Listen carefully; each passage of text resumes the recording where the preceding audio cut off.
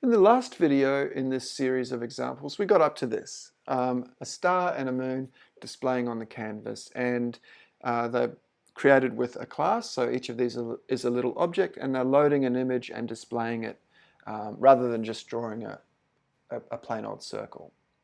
In this video in this series, what I want to do is start to add some behavior to these objects, and I want to think about what are the rules of my game that make a star go from twinkling to chasing?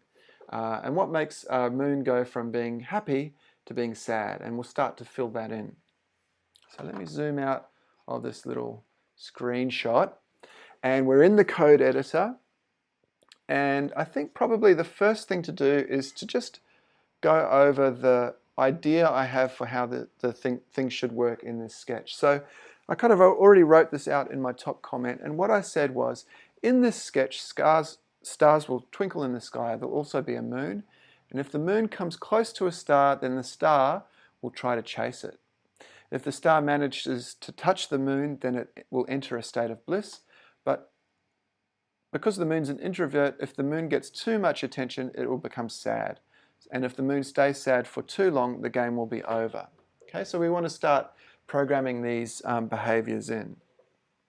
And I already said in the previous video that I'm sort of basing this off the have you won example. It's kind of a continuation of that, but instead of thinking of the states only in terms of the screens, we're going to start thinking of them in terms of the characters on the screen.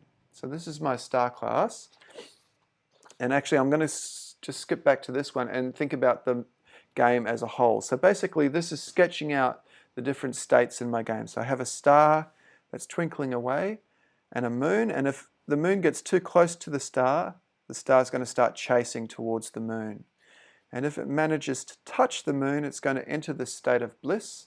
It's going to stop chasing, its eyes are going to go big, and it's going to maybe give off rainbow rays or something like that, and it'll stay where it is. And if it doesn't get close enough to the moon, it's just going to happily twinkle away. And the moon, for its part, if it gets too much of this kind of attention, it's going to be sad. And maybe if it's sad for more than 10 seconds, it's going to be game over. And each time we get a little bit of bliss, it's like a score. The bliss is going to increase. And if we get enough bliss, like 100, we're going to win the game.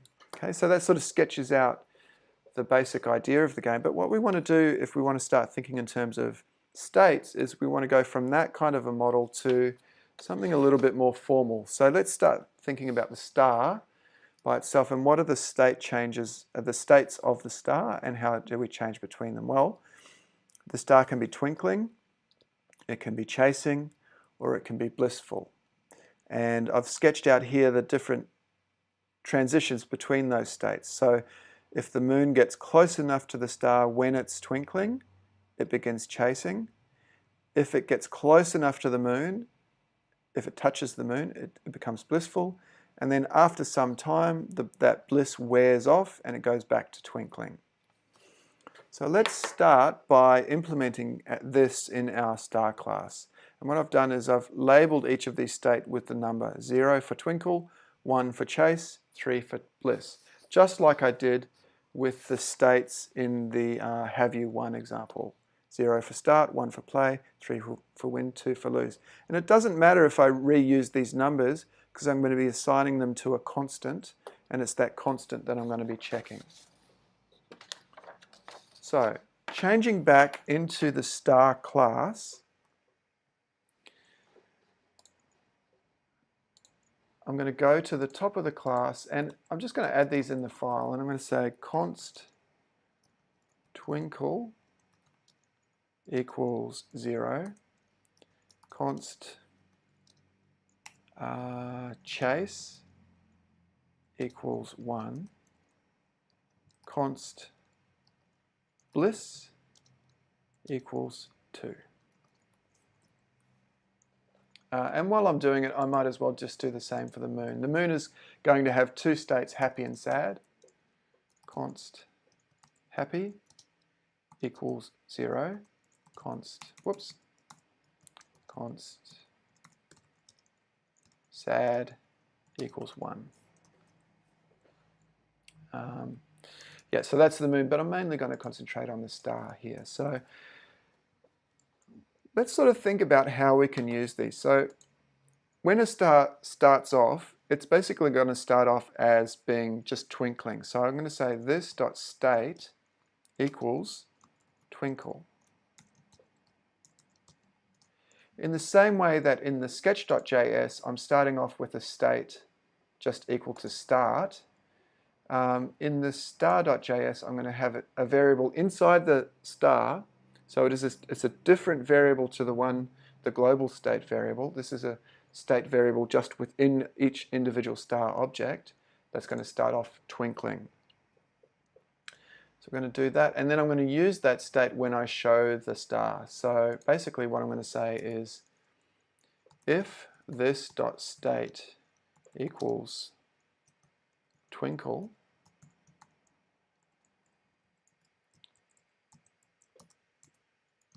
draw that first image, which is the twinkling image, and then otherwise, if it's these other states,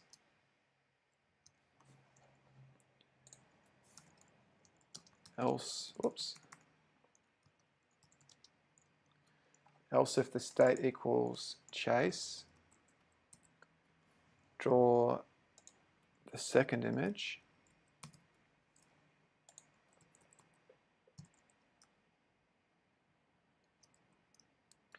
otherwise if it's bliss, we'll draw the last image. So if I run that, we're not going to see any difference because I haven't actually changed the state. So we still just draw the star with that kind of twinkle image to begin with. So what we need to think about is how can we change the state of that star. Well, I'm going to change the sketch so that the moon is not at a sort of static position. I'm going to change it so that the moon follows the mouse X, mouse Y position. So in my sketch.js, I'm going to say moon.update before I show it, and star.update before I show it. So I'm going to say star.update and moon.update. And I think what I'll actually do is I'll update the moon before I update and show the star.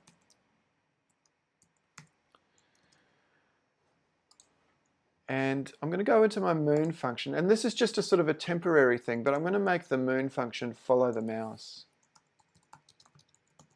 Just by saying this dot x equals mouse x, and this dot y equals mouse y. So if I run that, the moon should follow the mouse as I move the mouse around on the screen. Okay, so this is really useful when you're debugging because it lets you kind of control these behaviors. So, you know, I have this thing where I want the star to change into a different state when the moon gets close enough. So I can easily sort of test that out by moving the moon close to the star. So let's go back into the star and start implementing that. So in the star, what I want to do is the first thing when I start updating the star is I want to actually check what state I should be in this time. So go and check the state we should be in. And that's what this function is going to do, this dot check state. So I'm going to say this dot check state. And in the check state function, the first thing I'm going to do is figure out how far away from the moon am I. So I'm going to say this dot moon distance equals the distance from this dot x, this dot y to moon dot x, moon dot y.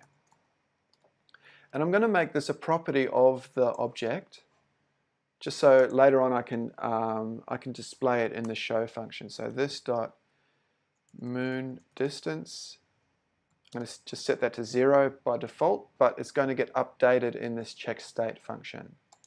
And I'm going to say if this dot moon distance is less than this dot chase distance,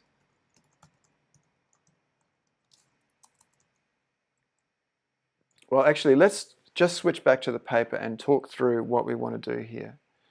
So if I start off, if I'm in the twinkle state and the moon is close, so the moon is less than some distance, then I want to change my state to the chase state. So let's just model that first transition in the star class, in this check state function. So I'm going to say if this dot state equals twinkle,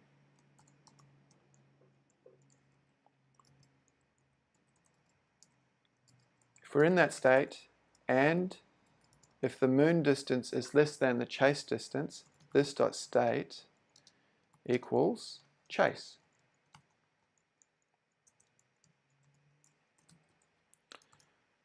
Right, let's test that out. So now if I move my moon close enough, oh, and I've forgotten one thing, I need to actually set this property of chase distance on the object. So this dot chase distance equals, and I'm going to set it to 150.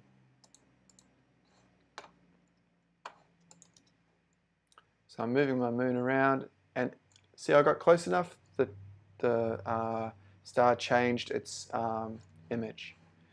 And just to make it a little bit easier to debug as well, what I'm going to do is I'm going to create an addition to the show function on the star class that actually visualizes the value of some of these internal state properties. So in show, I'm going to add another function actually, show some useful debug info. So I'm going to say show debug, push and pop, and I'm going to say fill, no fill,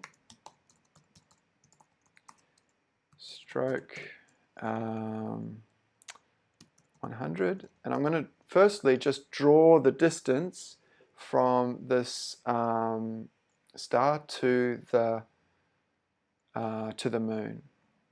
Circle this dot x, this dot y, with a radius of 2 times, with a diameter of 2 times this dot moon distance.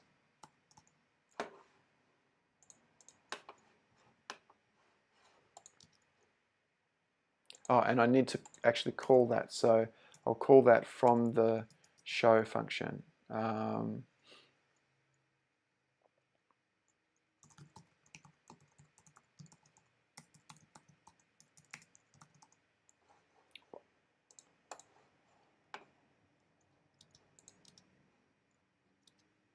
So now you can see I'm visualizing how far away that moon is from the from the star. And what I want to do next is I'm going to visualize also the distance of that chase distance.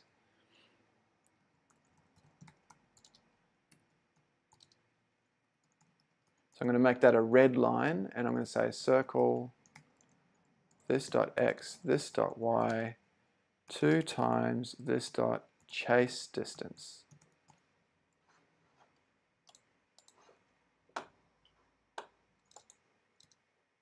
So that red line is the chase distance, and if I get closer than that, we should see the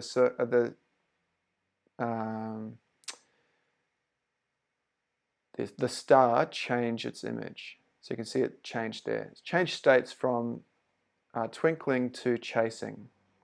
Now it's not changing back from chasing, so if we get close enough and so that it's actually touching, it should change again to this bliss state. So let's add that one. So we're going to need not just a chase distance but a bliss distance. So this dot bliss distance equals, I'm going to make that 40.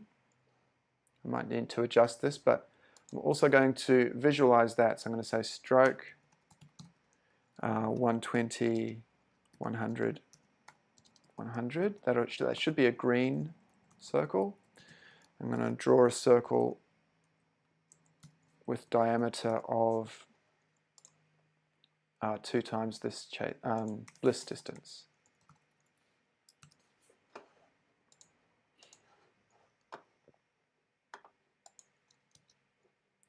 So there, if the moon gets any closer than that, like about there, where that white circle crosses over the green one, it should change to this kind of blissful state. And I think that looks like a fairly good distance. I'll leave it as that. I might make it 50, just a little bit further away. So this is another advantage of kind of visualizing these debug variables on the screen. It makes it easy to sort of figure out what numbers you want to have. So it's actually probably a little bit too far. It's not quite touching there. So we'll make it 45.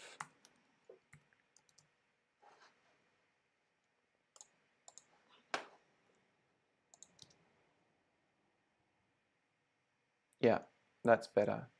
So it is touching. All right, so now let's actually use that information. So in the check state, I can say if I go back to the diagram as well to show that, like if I am chasing and I touch the moon, so that's less than the bliss distance, I should move into this bliss state. Else if this dot state equals chase, if this dot moon distance is less than this dot bliss distance,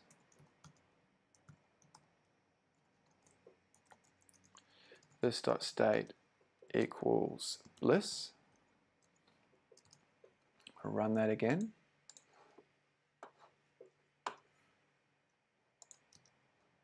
So if I cross the red circle, it'll change to chase, which is that image. And then if I cross the green circle, it'll change to bliss, which is that image. Now we need it to change back again to the twinkle state after some time. So that was the last part of these state transitions. If I switch to my diagram here, so from the bliss state, that will wear off after some amount of time. So this will be similar to what I did in the Have You Won example, where I sort of set a timer and then after a while it's changed back to a different state. I'm going to do the same thing here. So again, in the constructor, I'm going to add another couple of properties. I'm going to say this dot bliss start. So that's going to be the time that the bliss started. That's going to equal 0 by default. And this dot bliss duration, that's how long the bliss should last. And that's going to be like, let's make it 2 seconds, 2000 milliseconds. So the bliss duration will be 2000 milliseconds. So let's think about where do we record that start time. If I look back at the diagram, I record the start time, the start of the bliss, that time, that's when it goes into this bliss moment. This moment of bliss is where we record the start time. So that actually happens in this check state function. Here, where I'm saying this dot state equals bliss, that is the moment where it enters the bliss state. So I say this dot bliss time equals millis. I just record the current time in milliseconds, and then I can use that. I can say else if this dot state equals bliss. When I'm in the bliss state, what I just need to check is how long have I been in that state. So if this dot bliss time plus bliss, this dot bliss duration, if that is less than the current millis, then we transition again out of bliss and into twinkling. This dot state equals twinkle. Let's run that. So start off out here. Oh, I've already made it chase, so just because of where the mouse X position started, it had already... Right, so it's twinkling. As I cross over the red line, it goes to chase. Then as I cross over the green line, it goes to bliss, and I'll move out of the way. And after 2 seconds, it goes back to twinkling. Chasing, bliss, twinkling. So we've got that one star working in this way. Now, one last thing I want to show before I end this this video in the series is many people get confused about the difference between a class and an object of that class. And remember that a class is kind of like the cookie cutter. It's the definition of how to make an object. A class is not an object itself. And the confusion that people have is often they'll think that, okay, if I want to have more than one star in my sketch, I'm going to need to make like star.js, star1.js, star2.js, star3.js, and each class is really only ever creating one object. That's really not the right way to think about it. In our case, we are only ever going to have one moon, right? But we actually want to have many stars.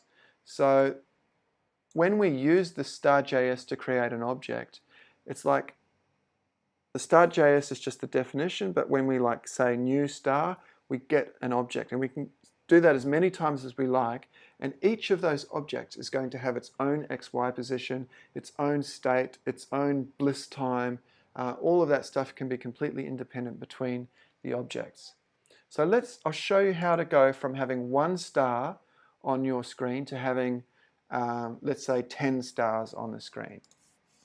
Basically, all we need to do is go back to sketch.js, and here, rather than declaring that variable as a single variable, I'm going to make it an array of stars.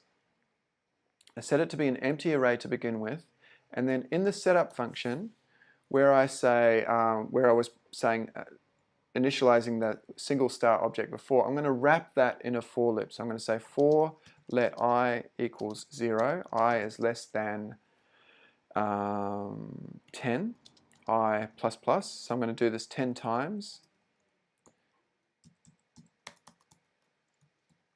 And I'm going to say let new star equals this new star. So I'm going to initialize a new star object, and then I'm going to push that object onto my array. So stars push new star. So this new star up on line 58 there, that's just a temporary variable. So each time through the loop we create a new temporary variable and then just immediately push it onto the array.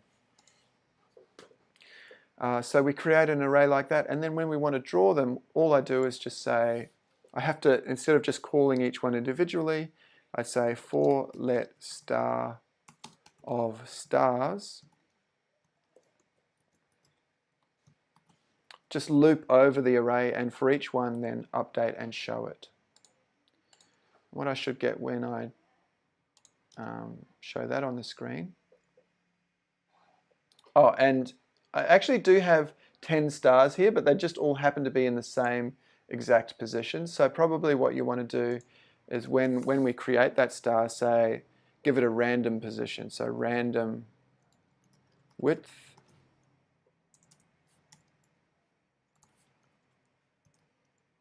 and random height.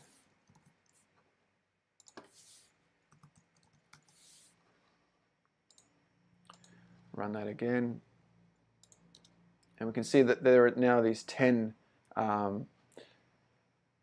stars on the screen. And you can see all of them have got their own individual state. Some of them are blissful, some of them are chasing. Let's make them all back to twinkle.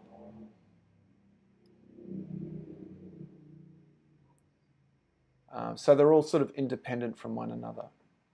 Okay, so that's an example of how to start to implement a state into a character on the screen. What I want to do when I come back is now use this state to change the way that each star updates. So when a star's chasing, it should update differently to when it's twinkling. So that's what I'll do in the next video. Happy creative coding, and I look forward to seeing what you come up with based on this.